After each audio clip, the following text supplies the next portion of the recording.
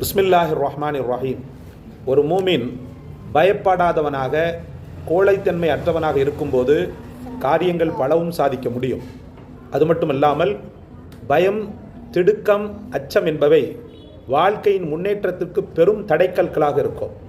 அல்லாஹ்வை நெருங்குகின்ற வழிகளையும் தடை செய்யக்கூடியதாக இருக்கும். சகோதரர்களே, இருட்டை பயப்படக்கூடியவன் இஷா தொழுகைக்கு போக பயப்படுவான். இருட்டை பயப்படக்கூடியவன் சுபு தொழுகைக்கு போக பயப்படுவான்.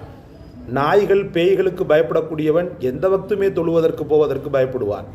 பயம் என்பது ஒரு மனிதனுடைய வாழ்க்கையில் பின்னி பிணைந்தது என்று சொன்னால் அவன் வாழ்க்கையில் அடுத்த கட்ட வெற்றியை தொடாத அளவுக்கு அவனை தடுத்து நிறுத்திவிடும். சகோதரர்களே, அந்த நிலை மாற அல்லாஹுடைய இந்த வசனத்தை ஓதி பரிகாரம் தேடிக்கொள்ளுங்கள். பயத்திலிருந்து விடுதலை பெறுங்கள். கீழே தெரியக்கூடிய ப்ளே பட்டனை அமிழ்த்தி முழு காணொளியும் கண்டு பிறருக்கும் பகிர்ந்து நன்மைகளை பரப்புங்கள்.